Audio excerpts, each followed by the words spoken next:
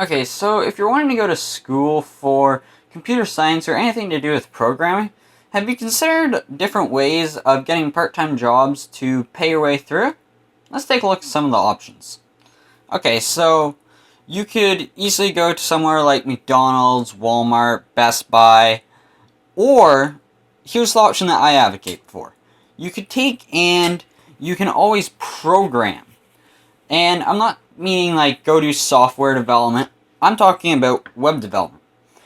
Here in Ontario, where I'm located, it's $60 to register a business. And it's about $15 for a domain name if you use a .ca. So in total, you're about $75 there. Include some bank account stuff, and you can easily get a small business up and running for under $100. Now, for $100, that's a pretty good investment. If you're going through school, $100 might seem like a lot to you, but think about it. If you do a website, just say a WordPress website with 4 pages on it, you're talking about easily $200 to $500 depending on what it is. I can build out about a $400 website every day.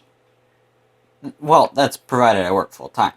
So if you're working part-time, say you kick out 1 to 2 of them a week, like during the week.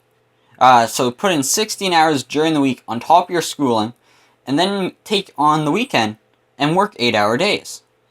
So in theory, you could put out easily up to 3 to 4 websites, making you like $200 to $500 in a week.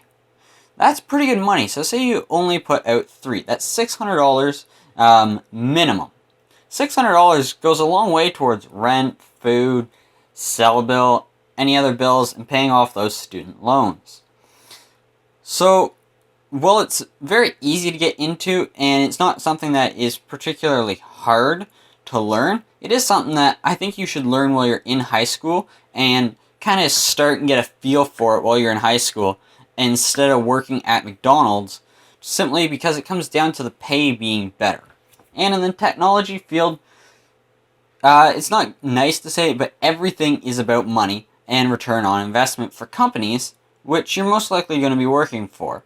So when you're working for yourself doing the web development, you got to think about your return on investment for your time. You're going to be making more money per website than you are going to be, say, for the equivalent amount of time at McDonald's making minimum wage. Now, the reason that this is important and it's something that you need to think about is nowadays with school being so expensive and hard to get through in terms of financially, without taking on extremes amount of debt, you really want to think about how you're going to work during that or while you're in high school to take and pay for your college or university or whatever it is you're taking ahead of time. Example, at the local college here, there's a 3-year program called Program Analyst. Teaches you the basics of programming and that, and it's not super expensive. In total, you'll be about $10,000 for tuition over the couple years, plus your books, your laptops, your fees, and everything else. Now, $10,000 isn't a lot, but when you add in your living and all that, you gotta think about how to build that cash pile in order to be able to pay for that. So web development is something that you can do at home. You only really need a laptop that you've already bought for school, and under business expenses, you can write off your internet. You can write off a part of your internet. You can write off a part of your laptop. I'd consider probably the majority of it, say 50% of it, you could get as a tax write-off. You can dedicate space in where you're living, so you can get part of your rent as a tax write-off. This is all things that you got to take into consideration when you're looking at whether it's more beneficial for you to program websites or whether it's more beneficial for you to take and go work a part-time job for minimum wage or just above minimum wage, or in some cases, and actually a lot, student wage, which at least here in Ontario is significantly less than minimum wage, I'd say it's about a 10% difference, at least. The reason that I'm making a video on this is I've been thinking about it a lot lately, as I'm going to be going through school again to get some more certifications and learn some more things, get a degree, and then get certifications, I guess, instead of certifications and then degree. But I'm thinking about how am I going to take and pay for it up front or throughout it, where I spread out the workload and I figure out, okay, in order to live and in order to enjoy myself, keep up my hobbies, and to pay for it, I need to work X amount of hours. So once you're working on school, if you're good at school and it's easy for you and something you love, it shouldn't take you a lot of time to be able to complete your work, which leaves a lot of time for your web programming and friends and that.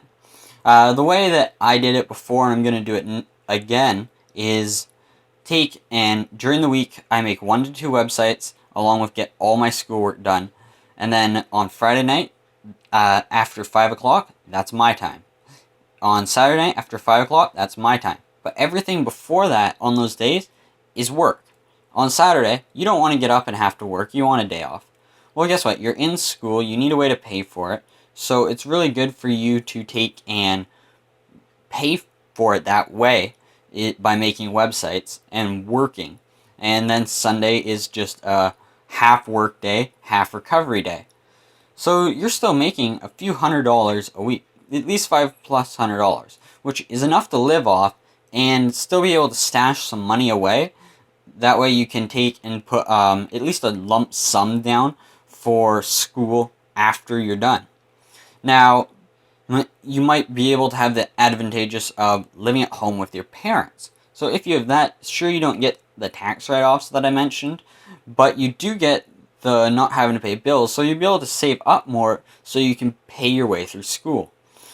And as I said, the technology profession is about money, so you got to get used to thinking about it now, that everything I do is about money.